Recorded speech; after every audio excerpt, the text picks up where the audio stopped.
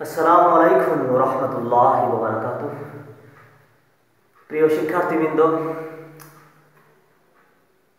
আজকে আমরা ভোক্তা ও উৎপাদক এর আচরণ এই অধ্যায়ের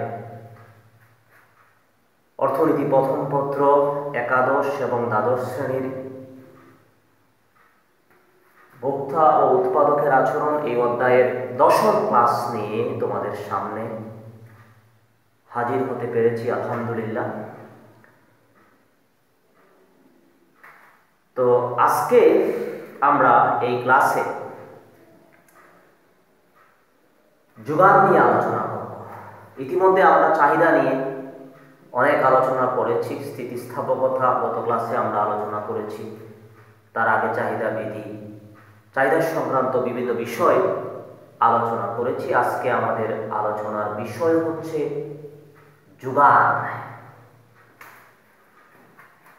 যোগান,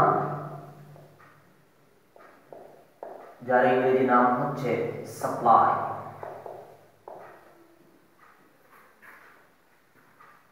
যোগান বা সাপ্লাই বা তার আরেকটা নাম হচ্ছে সরবরাহ। যোগান বা সাপ্লাই। তো অর্থনীতিতে আমরা যোগান বলতে কি বুঝি? যোগান হচ্ছে, মনে করো আমরা একটা উদাহরণ দিয়ে যদি বোঝার চেষ্টা করি, একজন কৃষক সে ফসল উৎপাদন করলো, গম উৎপাদন করলো।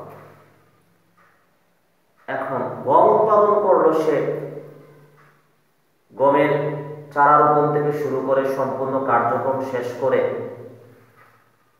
ধরো 10 মণ গম উৎপাদন করলো। 10 মণ গম উৎপাদন করে সে তার ঘরে নিয়ে আসলো কত মণ? 10 মণ গম। এই যে 10 মণ গম নিয়ে আসলো, এই 10 মণ গমকে আমরা মজুদ বলতে পারি। এখানে সে এই অংশ থেকে সে বিভিন্নভাবে এটা বিক্রি করতে পারে, আবার সে নিজে ভোগও করতে পারে বা কাউকে উপহারও দিতে পারে, বা এখান থেকে কিছু অংশ রেখে দিতে পারে পরবর্তী বছর পুনরায় উৎপাদনের জন্য। বিভিন্ন পারপাসে এই গমটুকু সে ব্যবহার করতে পারে। এখন মনে করি সে 10 মণ গম থেকে, এই 10 মণ গম সে কি করলো? উৎপাদন করলো। এই 10 মণ গম থেকে 2 মণ গম সে কি করলো? মার্কেটে নিয়ে গেল। 2 মণ গম সে কি করলো? মার্কেটে নিয়ে গেল বাজারে বিক্রির জন্য। তাহলে এই 2 মণ গমের নাম হয়ে যাবে যোগান, সাপ্লাই। তাহলে যোগান বলতে আমরা কি বুঝি? যোগান বলতে হলে, সাপ্লাই বলতে হলে ওই দ্রব্যটুকু বাজারে বিক্রির জন্য উপস্থাপন করতে হবে। বিক্রির জন্য যদি উপস্থাপন করা হয় তখন তাকে যোগান বলা যাবে। যোগান হতে হলে দ্রব্যটি বিক্রির জন্য কি করতে হয়? বাজারে নিতে হয়, উপস্থাপন করতে হয়। আদারওয়াইজ এটাকে আমরা সাপ্লাই বলতে পারবো না। তাহলে যোগানের সংজ্ঞাটা তোমরা লিখে রাখো। একটি নির্দিষ্ট সময় ও একটি নির্দিষ্ট দামে, একটি নির্দিষ্ট সময় ও একটি নির্দিষ্ট দামে যে পরিমাণ দ্রব্য বাজারে বিক্রির জন্য উপস্থাপন করা হয় তাকে যোগান বলে। একটি নির্দিষ্ট সময় ও নির্দিষ্ট দামে যে পরিমাণ দ্রব্য বাজারে বিক্রির জন্য উপস্থাপন করা হয় তাকে সাপ্লাই বা যোগান বা সরবরাহ বলে। একটি বিষয় মনে রাখতে হবে, যোগান এবং মজুদ কিন্তু এক কথা নয়। মজুদটা যখন বাজারে বিক্রির জন্য উপস্থাপন করা হবে তখন তাকে আমরা কি বলবো? যোগান বলবো। তাহলে যোগান বিক্রির সাথে কি রিলেটেড। এখন যোগানের সংজ্ঞাটা আমরা দিলাম। যোগানটা একটা নির্দিষ্ট সময়ের সাথে রিলেটেড, কারণ আজকে বাজারে যে যোগান থাকবে পরের দিন সেটা নাও থাকতে পারে, বাড়তে পারে, কমতে পারে। আবার যোগানটা দামের সাথে রিলেটেড। আজকে দ্রব্যটার যে দাম থাকবে, যে দাম পাওয়া যাবে, পরের দিন সেই দামটা বাড়তে পারে, কমতে পারে। এজন্য যোগান একটা নির্দিষ্ট সময় এবং নির্দিষ্ট দামের সাথে কি সম্পর্কিত। এজন্য আমরা সংজ্ঞায় বলেছি, একটি নির্দিষ্ট সময় ও দামে একজন উৎপাদনকারী বা একজন বিক্রেতা যে পরিমাণ দ্রব্য বাজারে বিক্রির জন্য কি করে উপস্থাপন করে, তার নাম হচ্ছে সাপ্লাই বা যোগান। এবার আমরা যোগানের নির্ধারক নিয়ে একটু কথা বলি। যোগানের নির্ধারক, যোগানের নির্ধারক, ডিটারমিনেটরস অফ সাপ্লাই বা যোগানের প্রবাহ বিস্তারকারী বিষয়সমূহ। প্রভাব বিস্তারকারী বিষয়সমূহ, যোগানের প্রভাব বিস্তারকারী বিষয়সমূহ বলতে আমরা কি বুঝি? তো আমরা এর আগে চাহিদা নির্ধারক পড়েছি। চাহিদা নির্ধারকের সংজ্ঞা দিতে গিয়ে আমরা বলেছিলাম, একটি দ্রব্যের চাহিদা যে সমস্ত বিষয়ের উপর নির্ভর করে তাকে চাহিদা নির্ধারক বা চাহিদার প্রভাব বিস্তারকারী বিষয় বলা হয়। একইভাবে আমরা যোগানের নির্ধারককে সংজ্ঞায়িত করতে পারি, একটি দ্রব্যের যোগান যে সমস্ত বিষয়ের উপর নির্ভর করে, একটি দ্রব্যের যোগান যে সমস্ত বিষয়ের উপর কি করে নির্ভর করে, তাকে যোগানের নির্ধারক বা যোগানের প্রভাব বিস্তারকারী বিষয় বলে অভিহিত করা হয়। তো একটি দ্রব্যের যোগান সবচেয়ে বেশি যার উপর নির্ভর করে, প্রথম নির্ধারক হিসেবে আমরা লিখলাম এক হচ্ছে দ্রব্যের দাম। দ্রব্যের দাম, এই দ্রব্যের দাম বলতে এখানে দ্রব্যের নিজস্ব দাম বোঝাচ্ছে, দ্রব্যের দাম। এখন দ্রব্যের দামের সাথে যোগানের সম্পর্কটা কি? দ্রব্যের দাম যখন বাড়বে তখন কোয়ান্টিটি অফ সাপ্লাই যোগানের পরিমাণটা বাড়বে। কারণ দাম যখন বাড়বে তখন বিক্রেতা বা উৎপাদনকারী অধিক মুনাফার আশায় আরো বেশি পরিমাণ দ্রব্য বাজারে বিক্রির জন্য নিয়ে যাবে। তো বাজারে যদি দ্রব্য বিক্রির জন্য নিয়ে যাওয়া হয়, তার নাম কি হয়? অর্থনীতিতে তার নাম হয় যোগান। তো যোগান বেড়ে যাচ্ছে দাম বাড়ার কারণে। অধিক মুনাফার আশায় বিক্রেতা বেশি পরিমাণ দ্রব্য বাজারে বিক্রির জন্য কি করলো? উপস্থাপন করলো। আরো বেশি দ্রব্য উৎপাদন হলো মুনাফার আশায়, আরো বেশি দ্রব্য বাজারে নিয়ে যাওয়া হলো। দাম বাড়লে যোগান বাড়ে। বিপরীতে দাম যদি কমে তাহলে কোয়ান্টিটি সাপ্লাই কি হয়ে যাবে? কমে যাবে। কারণ দাম কমলে, দাম যখন প্রাইস যখন লো হবে, প্রাইস যখন ডিক্রিজ হবে, তখন কিন্তু উৎপাদনকারী এই দ্রব্য বিক্রয়ে তার আকর্ষণ, দ্রব্য বিক্রয়ে সে আগ্রহ কি করবে? হারিয়ে ফেলবো। তার আগ্রহটা কমে যাবে। সে এই দ্রব্যটার উৎপাদন সে কমিয়ে দিবে বা এই দ্রব্যটা বাজারে বিক্রয়ের জন্য উপস্থাপন কম করবে। এজন্য যোগান কি হয়ে গেল? কমে গেল। এই যে আমরা দেখলাম দুটি চলকের মধ্যে সম্পর্ক, এই সম্পর্কর নাম হচ্ছে অর্থনীতিতে কি সম্পর্ক? প্রত্যক্ষ সম্পর্ক বা একীমুখী কি সম্পর্ক।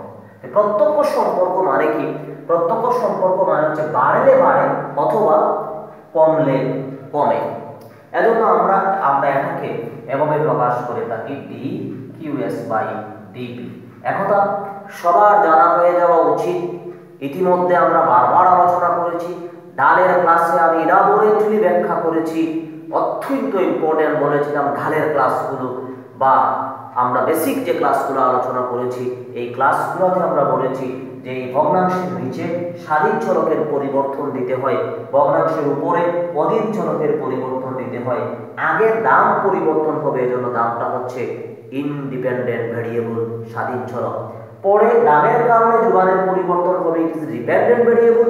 সো ডিপেন্ডেন্ট ভেরিয়েবল কোথায় দিতে হবে? ভগ্নাংশের উপরে দিতে হবে। এই যে ডি হচ্ছে ডি দ্বারা কি নির্দেশ করে? পরিবর্তন। দামের পরিবর্তন কারণে যোগানের যে পরিবর্তন হয়, এটা বীজগাণিতিক উপায়ে আমরা গ্রেটার দেন জিরো দ্বারা কি করি? প্রকাশ করি। গ্রেটার দেন জিরো মানে কি? ধনাত্মক মান, প্লাস মান। প্লাস মানটা কিভাবে হলো? দেখো প্লাস মানটা কিভাবে হলো? এই যে দাম বাড়লে দামের পরিবর্তনটা কি হয়ে যায়? প্লাস হয়ে যায়। যোগান বাড়লে যোগানের পরিবর্তনটা কি হয়ে যায়? প্লাস হয়ে যায়। প্লাসে প্লাসে কি? প্লাস এটা দিয়েও তোমরা প্রমাণ করতে পারো দাম যদি কমে, আমরা জানি দাম কমলে দামের পরিবর্তন মাইনাস, যোগান কমে যোগানের পরিবর্তন কি মাইনাস, এই যে মাইনাসে কি প্লাস, তাহলে বাড়লে বাড়ে কমলে কমে, এই সম্পর্কটা আমরা গ্রেটার দেন 0 দ্বারা কি করি প্রকাশ করি। দামের সাথে যোগানের সম্পর্ক প্রত্যক্ষ, এজন্য দ্রব্যের দাম হচ্ছে যোগানের অন্যতম একটি নির্ধারক, প্রভাব বিস্তার করে থাকে দ্রব্যের দাম যোগানের উপর। 2 হচ্ছে 2 নম্বর নির্ধারক হিসেবে আমরা লিখলাম বিকল্প দ্রব্যের দাম। বিকল্প দ্রব্যের দাম, বিকল্প দ্রব্যের দাম যোগানের একটা কি নির্ধারক। বিকল্প দ্রব্যের দাম প্রাইস অফ সাবস্টিটিউট গুডস, বিকল্প দ্রব্যের দাম যাকে আমরা পিএস দ্বারা প্রকাশ করি, বিকল্প দ্রব্যের দাম যোগানের একটা নির্ধারক। বিকল্প দ্রব্য কি? একটি দ্রব্যের পরিবর্তে যদি আমরা অপর দ্রব্য ব্যবহার করি তখন তাকে বিকল্প দ্রব্য বলা হয়। বা একটা দ্রব্যের চাহিদা আমরা যদি অপর দ্রব্য দ্বারা পূরণ করতে পারি, চায়ের চাহিদা আমরা কফি দ্বারা কি করলাম পূরণ করলাম, তখন কি হয়ে গেল চা কফি পরস্পরের বিকল্প দ্রব্য। একটা দ্রব্য বুক না করে আমরা অন্য দ্রব্য কি করেছি বুক করেছি। আমরা ফ্যানের পরিবর্তে যদি এসি ব্যবহার করি কি হয়ে যাবে বিকল্প দ্রব্য হয়ে যাবে। তো আমরা বিকল্প দ্রব্য এর দামটা যোগানের একটা নির্ধারক কিভাবে হয় বিষয়টা ব্যাখ্যা করার জন্য আমরা একটা উদাহরণ নিলাম, চা কফি। চায়ের দাম যদি বৃদ্ধি পায়, কফির দাম তখন আপেক্ষিকভাবে কি মনে হয় সস্তা মনে হয়, তখন কফির চাহিদাটা বেড়ে যায়। এই জিনিসটা আমরা চাহিদা নির্ধারকে পড়েছি যে চায়ের দাম যখন বৃদ্ধি পাবে আমাদের কাছে তখন আপেক্ষিকভাবে কফির দামটা সস্তা মনে হবে, তখন কফির চাহিদা বাড়বে। তো কফির চাহিদা যদি বাড়ে তখন কফি উৎপাদনকারীরা বাজারে কফির যোগানটা কি করবে বাড়াবে। বাজারে যখন কফির চাহিদা বাড়বে সাময়িক সময়ে কফির যোগান হ্রাস পাবে, সাময়িক সময়ে কফির যোগান কি হবে হ্রাস পাবে। কারণ কফির চাহিদা যখন বাড়বে বাজার থেকে কি কফিটা কমে যাবে, তখন সাময়িকভাবে যোগান হ্রাস হবে। কিন্তু আমরা যদি একটু দীর্ঘমেয়াদের কথা চিন্তা করি তাহলে দেখো চায়ের দাম বাড়লে যখন কফির যখন চাহিদা বাড়বে, বাজারে যখন কফি বেশি চলবে, তখন কিন্তু কফি উৎপাদনকারীরা কফির উৎপাদন বাড়াবে বা বাজারে তার যোগানটা কি করবে বাড়াবে। অধিক চাহিদার জন্য যোগান কিন্তু কি হয়ে গেল বেড়ে গেল। এই যে চায়ের দামের সাথে কফির যে সম্পর্ক, এই সম্পর্ক নাম কি প্রত্যক্ষ সম্পর্ক। কি সম্পর্ক? প্রত্যক্ষ সম্পর্ক। তাহলে আমরা এভাবে লিখতে পারি এই যে D QS by DPS, D QS by DPS, এই যে substitute price of substitute goods, বিকল্প দ্রব্যের দামের সাথে যোগানের কি সম্পর্ক প্রত্যক্ষ সম্পর্ক গ্রেটার দেন 0। এখানে চায়ের দাম যদি বৃদ্ধি পায় কফির যোগান কি হয় বৃদ্ধি পায়, চায়ের দাম বাড়লে কফির যোগান কি হয় বাড়ে। একটি দ্রব্যের দামের সাথে অপর দ্রব্যের যোগানের প্রত্যক্ষ সম্পর্ক বিদ্যমান। বি কেয়ারফুল, একথা আমি আগেও বলেছি আজকে আবারও বলতেছি, আমরা যখন বিকল্প দ্রব্যের কথা বলবো আড়াআড়ি চিন্তা করতে হবে। মানে একটি দ্রব্যের দাম নিলে অপর দ্রব্যের যোগান বিবেচনা করতে হবে। আমরা কিন্তু চায়ের দামের সাথে চায়ের যোগানের সম্পর্ক ব্যাখ্যা করতেছি না, এটা যদি ব্যাখ্যা করি তাহলে এটা হয়ে যাবে দ্রব্যের নিজস্ব দাম হয়ে যাবে। আমরা বিকল্প দ্রব্যের দাম যখন বলবো তখন চায়ের দামের সাথে কফির যোগানের কথা কি করব চিন্তা করব। বিকল্প দ্রব্যের দাম যোগানের একটা নির্ধারক প্রত্যক্ষ সম্পর্ক আমরা দেখলাম। 3 নম্বর নির্ধারকে আমরা যাচ্ছি। 3 নম্বর নির্ধারক হচ্ছে পরিপূরক দ্রব্যের দাম। পরিপূরক দ্রব্যের দামকে আমরা পি সি দ্বারা প্রকাশ করলাম, প্রাইস অফ কমপ্লিমেন্ট গুডস, পরিপূরক দ্রব্যের দাম। তো পরিপূরক দ্রব্যের দাম যোগানের একটা নির্ধারক। তার আগে আমাদেরকে একটু স্মরণ করতে হবে পরিপূরক দ্রব্যটা কি।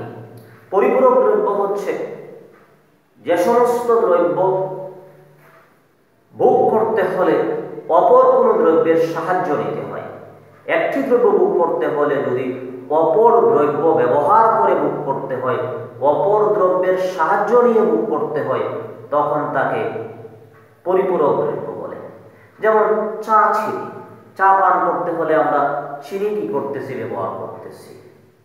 পরস্পরের কি দ্রব্য? পরিপূরক দ্রব্য। এই যে হোয়াইট বোর্ড মার্কা, আমাদের লিখতে হলে শুধুমাত্র হোয়াইট বোর্ড তো লেখা হবে না, কি লাগবে? মার্কার লাগবে। দুটো কি দ্রব্য? পরিপূরক দ্রব্য। আমরা ইলেকট্রিসিটি এবং ভাল্ব বা ইলেকট্রিসিটি ফ্যান পরিপূরক দ্রব্য। ঘড়ি এবং ব্যাটারি কি? পরিপূরক দ্রব্য। তো এভাবে অনেক পরিপূরক দ্রব্যের উদাহরণ আমরা দিতে পারি। গাড়ি পেট্রোল কি দ্রব্য? পরিপূরক দ্রব্য। গাড়ি ড্রাইভার কি দ্রব্য? পরিপূরক দ্রব্য। গাড়ি সিএনজি গ্যাস কি দ্রব্য? পরিপূরক দ্রব্য। এই পরিপূরক দ্রব্যের ক্ষেত্রে আমরা পরিপূরক দ্রব্যের দামটা যোগানের একটা কি নির্ধারণ। তো পরিপূরক দ্রব্যের দাম যোগানের একটা নির্ধারণ আমরা উদাহরণ দিলাম। গাড়ি এবং পেট্রোল পরস্পরের পরিপূরক দ্রব্য। আমরা প্রমাণ করতে চেষ্টা করতেছি যে কিভাবে পরিপূরক দ্রব্যের দামটা যোগানের একটা কি হলো নির্ধারণ হলো। আসো প্রমাণটা আমরা করতে পারি। দেখো, গাড়ির দাম যদি বৃদ্ধি পায়, গাড়ির দাম যদি বৃদ্ধি পায়, গাড়ির ব্যবহার কমে যাবে, পেট্রোলের চাহিদা কি হবে? কমে যাবে। গাড়ির দাম বৃদ্ধি পেলে গাড়ির ব্যবহার আমরা কি করলাম? হ্রাস করলাম। পেট্রোলের চাহিদা কমবে, ফলে পেট্রোলের যোগানও কি হয়ে যাবে? কমে যাবে। পেট্রোলের যোগানও কমে যাবে। কারণ যখন পেট্রোল মার্কেটে চলবে না, তখন পেট্রোল কি হয়ে যাবে? পেট্রোলের যোগান কি হবে? হ্রাস পাবে। অথবা বিপরীতেও আমরা বলতে পারি, গাড়ির দাম যখন কমে, তখন কিন্তু গাড়ির দাম কমলে গাড়ির চাহিদা বাড়বে, ফলে পেট্রোলের চাহিদা বাড়বে, পেট্রোলের যোগান বাড়বে। বিপরীত বক্তব্য আসবে। তাহলে আমরা কি দেখলাম? গাড়ির দামের সাথে পেট্রোলের যোগানের কি সম্পর্ক? পরোক্ষ বা বিপরীত সম্পর্ক। পরোক্ষ বা বিপরীত সম্পর্ক আমরা লিখতে পারি dQs বাই dPc এইটা গ্রেটার দেন 0। তাহলে দেখো, একটি দ্রব্যের দামের সাথে, এটা কিন্তু গাড়ির দাম, এপি বলতে কার দাম? গাড়ির দাম। কিউএস বলতে যোগান, কার যোগান? পেট্রোলের যোগান।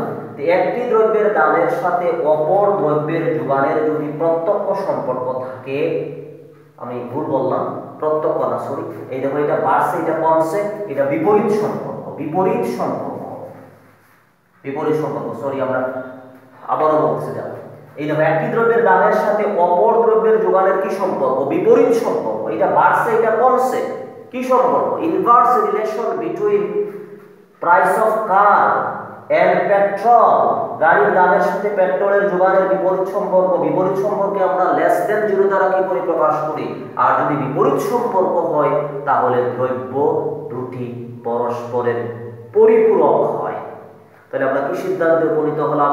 পরিপূরক দ্রব্যের ক্ষেত্রে একটি দ্রব্যের দামের সাথে অপর দ্রব্যের যোগানের বিপরীত সম্পর্ক বিদ্যমান। পরিপূরক দ্রব্যের দামটা আমরা বুঝলাম। পরিপূরক দ্রব্যের দাম যোগানের একটা কি নির্ধারণ। এবার আমরা 4 নম্বর নির্ধারক নিয়ে কথা বলি। 4 নম্বর নির্ধারক হচ্ছে উপকরণের খরচ। উপকরণের খরচ বা খরচের আরেক নাম হচ্ছে ব্যয়, যাকে আমরা সিধা প্রকাশ করতে পারি কস্ট। খরচ এর সি, উপকরণের খরচ বা উপাদানের খরচ। তো উপকরণ বা উপাদান বলতে আমরা কি বুঝি? উৎপাদন করতে 4টা উপাদান ব্যবহার করা হয়। ভূমি, ভূমির খরচকে অর্থনীতিতে খাজনা বলা হয়। শ্রম, শ্রমের খরচকে মজুরি বলা হয়। মূলধন, মূলধনের খরচকে অর্থনীতিতে সুদ বলা হয়। সংগঠন, সংগঠনের খরচকে বলা হয় মুনাফা। এ সমস্ত খরচ যদি বেড়ে যায়, উপকরণের খরচ যদি বেড়ে যায়, র ম্যাটেরিয়ালস, কাঁচামালের খরচ যদি বেড়ে যায়, উৎপাদন করতে যে সমস্ত কাঁচামাল কি করতে হয়, ব্যবহার করতে হয়, যে সমস্ত উপকরণ ব্যবহার করতে হয়, এ সমস্ত উপকরণের খরচ যদি বেড়ে যায়, খরচ যদি কি হয়, উপকরণের খরচ যদি বেড়ে যায়, তাহলে উৎপাদনকারীর পক্ষে আগের মতো উৎপাদন করা সম্ভব হয় না। কারণ তার তো বাজেট কি সীমাবদ্ধ, সীমাবদ্ধ বাজেটের মধ্যে থেকেই তাকে কি করতে হবে, উৎপাদন করতে হবে। এখন আগের তুলনায় তার উপর খরচ বেড়ে গেল, শ্রমের খরচ, মজুরি, হয়তো শ্রমিককে আগে 200 টাকা সে মজুরি দিত, এখন যদি 300 টাকা মজুরি দিতে হয়, মূলধন দ্রব্যাদির যে দাম ছিল এগুলোও যদি বেশি হয়, এ সমস্ত কারণে উপকরণ খরচ যদি বেশি হয়, তখন তার পক্ষে আগের মতো উৎপাদন করা সম্ভব হবে না। তার কোয়ান্টিটি অফ প্রোডাকশন কি হবে, হ্রাস পাবে।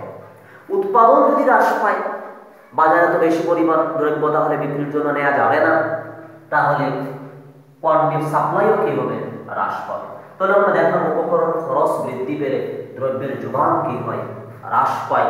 উপকরণ খরচের সাথে যোগানের বিপরীত সম্পর্ক বিদ্যমান। আশা করি তোমরা উপকরণের খরচ এই নির্ধারকটা বুঝতে পেরেছ। এবার আসো 5 নম্বরে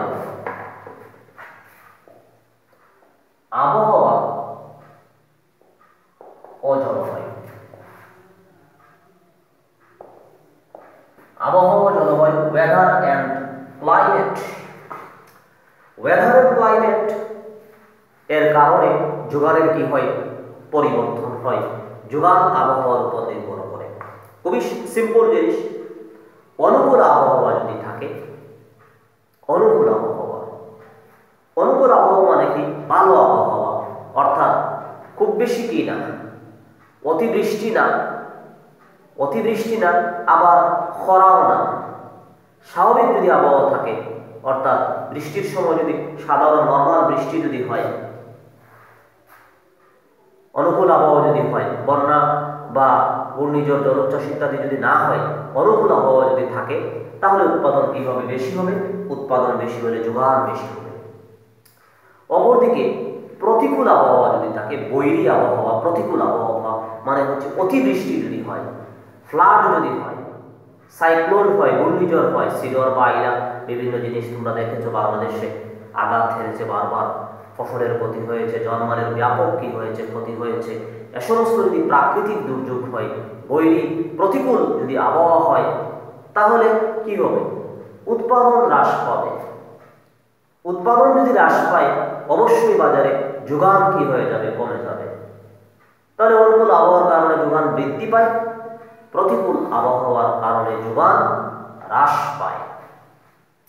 তো এ সমস্ত আরো নির্ধারণ তোমাদের বইতে আছে, এগুলাতে তোমরা একটু কি করতে হবে, দেখতে হবে। আরেকটা নির্ধারক নিয়ে আমরা একটু আলোচনা করি, কর ভর্তুকি। কর ভর্তুকি এটা ইম্পর্টেন্ট একটা নির্ধারক। এর দুইটা বিষয়, একটা হচ্ছে কর আর একটা হচ্ছে ভর্তুকি, ট্যাক্স এন্ড সাবসিডি। তো ট্যাক্স যদি উৎপাদনকারীর উপর সরকার যদি ট্যাক্স আরোপ করে, ট্যাক্স যদি বৃদ্ধি করে, আরোপ করে, তাহলে তার প্রকৃত আয়টা কিন্তু কমে যাবে। প্রকৃত আয়টা কি হয়ে যাবে, কমে যাবে।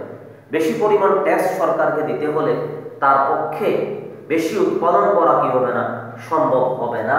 অর্থাৎ ট্যাক্স আরোপ করলে উৎপাদন অর্থাৎ যোগান কি হবে, হ্রাস পাবে। তাহলে ট্যাক্সের সাথে যোগানের কি সম্পর্ক, বিপরীত সম্পর্ক। লেস দ্যান 0, ট্যাক্সের সাথে টিএক্স দ্বারা আমি ট্যাক্স বুঝিয়েছি, কর সরকারকে যা দিতে হয়,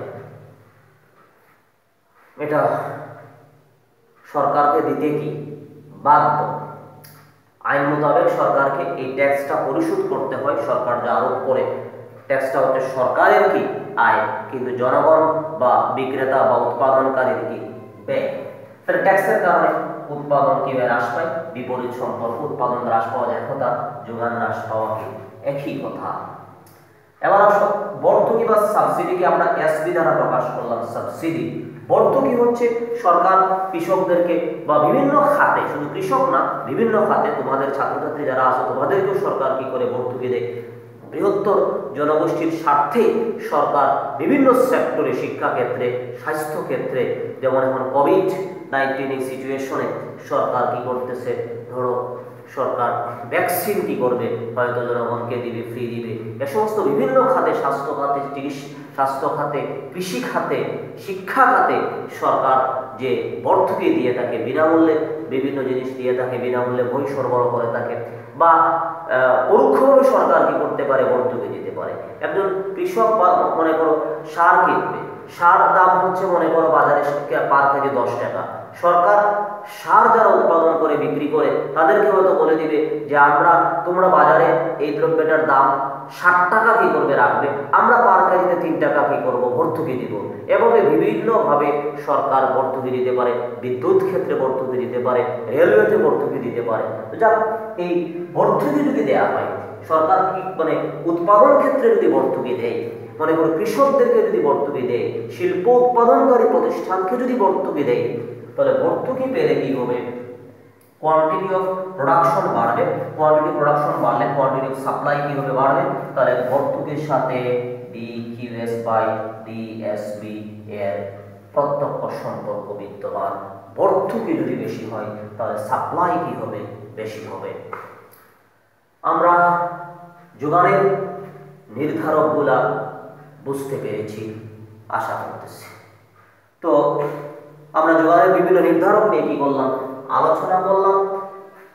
আশা করি যোগানের নির্ধারক গুলো তোমরা বুঝতে পেরেছ।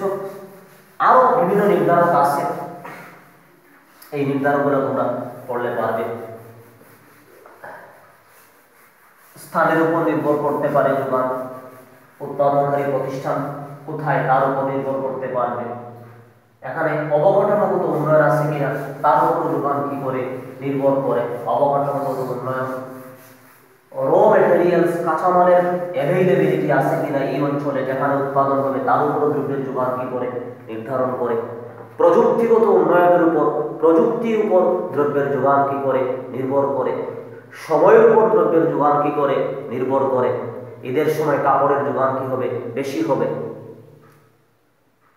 হ্যাঁ, এটা বিভিন্ন বিষয়ের উপর কি করে একটা দ্রব্যের যোগান নির্ভর করে। রুচির উপর যোগান কি করে নির্ভর করে, ইত্যাদি। এবার আসো আমরা যোগান অপেক্ষক নিয়ে একটু আলোচনা করি। যোগান অপেক্ষক, SUPPLY, সাপ্লাই ফাংশন। যোগান অপেক্ষক বা সাপ্লাই ফাংশন, আমরা বলেছিলাম অপেক্ষক শব্দটা বারবার আসবে। অপেক্ষকের সংজ্ঞাটা আমাদের মনে আছে কিনা? অপেক্ষকের সংজ্ঞা, অপেক্ষক এই শব্দটা অর্থনীতিতে বারবার আসে। আমরা এর আগে চাহিদা অপেক্ষক পড়েছি। তো অর্থনীতিতে চাহিদা অপেক্ষক, যোগান অপেক্ষক, উপযোগ অপেক্ষক, আয় অপেক্ষক, ব্যয় অপেক্ষক ইত্যাদি বিভিন্ন অপেক্ষক আমরা পাবো। আমরা বলেছিলাম যে কোনো অপেক্ষককে সংজ্ঞায়িত করতে হলে স্বাধীন চলক লাগে, অধীন চলক লাগে। স্বাধীন চলক এবং অধীন চলকের মধ্যকার বীজগাণিতিক সম্পর্ককে কি বলা হয়? অপেক্ষক বলা হয়। এই y is equal to function of x, y is equal to function of x। তাহলে x এবং y কি চলক? x এবং y কি দুটি চলক। x হচ্ছে স্বাধীন চলক, y হচ্ছে কি অধীন চলক। স্বাধীন চলক কি? যে চলক নিজেই নিজের মান গ্রহণ করে, যে চলককে ইচ্ছামতো পরিবর্তন করা যায়, স্বাধীনভাবে সে মান গ্রহণ করতে পারে, তাকে বলা হয় স্বাধীন চলক। y হচ্ছে অধীন চলক। অধীন চলক কি? যে চলক অন্য চলকের মানের উপর নির্ভর করে, তাকে বলা হয় কি চলক? অধীন চলক বা ডিপেন্ডেন্ট ভেরিয়েবল। তাহলে অধীন চলক এর আরেক নাম হচ্ছে নির্ভরশীল চলক। এই যে দুইটা চলকের মধ্যকার সম্পর্ক, তাকে বলা হয় অপেক্ষক। সম্পর্ক কি হতে পারে? সম্পর্ক ধনাত্মক হতে পারে, ঋণাত্মক হতে পারে, আর সম্পর্ক না থাকলে তো শূন্য। সম্পর্কটা এমন হতে পারে, হয়তো x এর মান বৃদ্ধি পেলে y এর মান বৃদ্ধি পেতে পারে, x এর মান হ্রাস পেলে y এর মান কি হতে পারে? হ্রাস পেতে পারে। আবার x এর মান বৃদ্ধি পেলে y এর মান কি হতে পারে? হ্রাস পেতে পারে। আর বাড়লে বাড়তে পারে, কমলে কমতে পারে, আবার বাড়লে কমতে পারে, কমলে বাড়তে পারে ইত্যাদি বিভিন্ন সম্পর্ক যখন আমরা দেখাই, তখন তার নাম হয়ে যায় কি?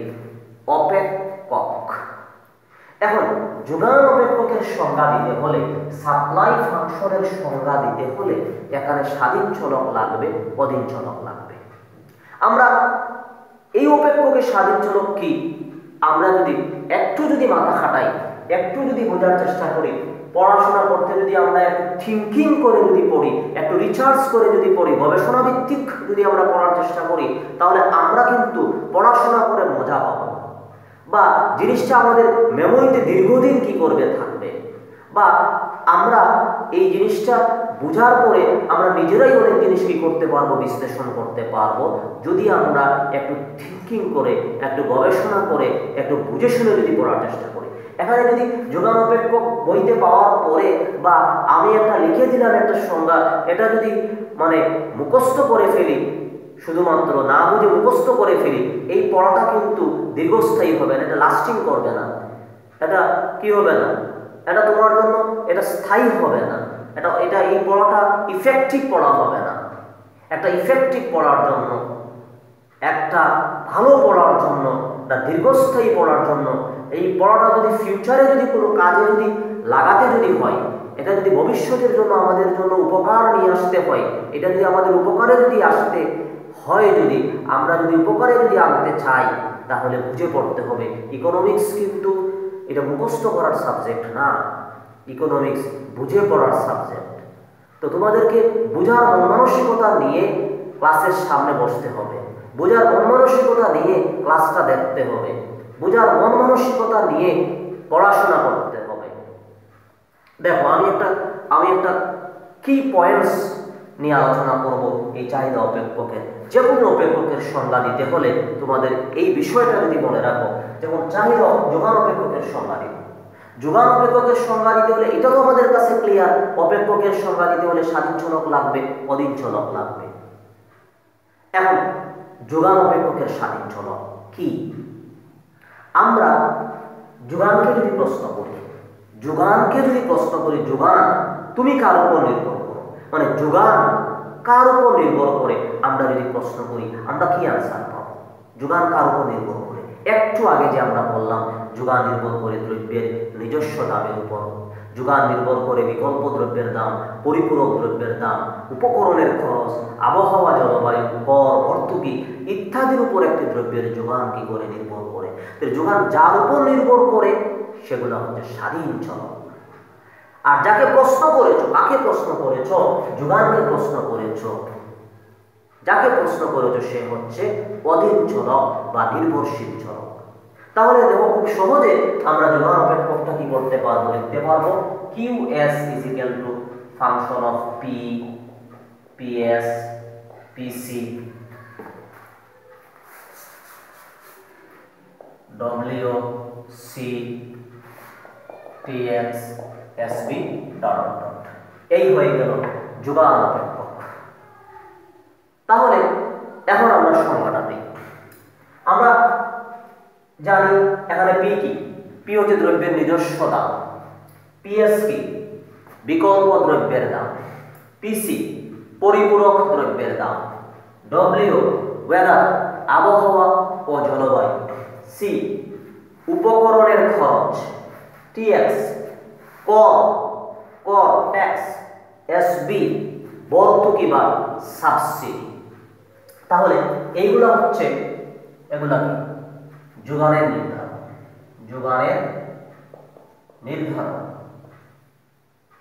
যোগানের নির্ধারণ। QSটা কি? QSটা হচ্ছে যোগানের পরিমাণ।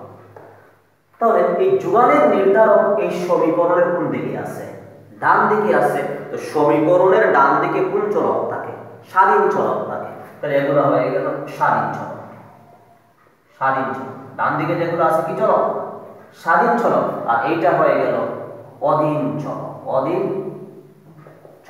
তাহলে দেখো স্বাধীন চলক এবং অধীন চলকের মধ্যকার বীজগাণিতিক সম্পর্ককে কি বলে? অপেক্ষক বলে। তাহলে যোগানের ও যোগান অপেক্ষকে যোগানের নির্ধারক সমূহ হচ্ছে স্বাধীন চলক, যোগানের পরিমাণ কোয়ান্টিটি অফ সাপ্লাই হচ্ছে অধীন চলক। এবার তুমি সংজ্ঞায়িত করতে পারো, তোমার মতো করে তুমি এর সংজ্ঞা দাও। আমি স্বাধীন চলক ধরিয়ে দিলাম, অধীন চলকটা বুঝিয়ে দিলাম।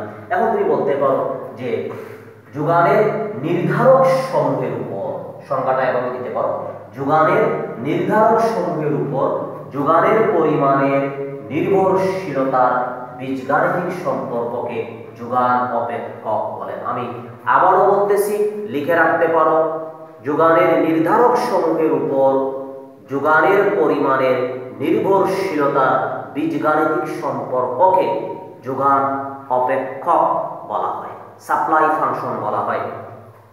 তাহলে যোগান অপেক্ষকে আমরা দেখলাম যে স্বাধীন চলক হচ্ছে যোগানের নির্ধারক, অধীন চলক হচ্ছে কি যোগানের কি পরিমাণ।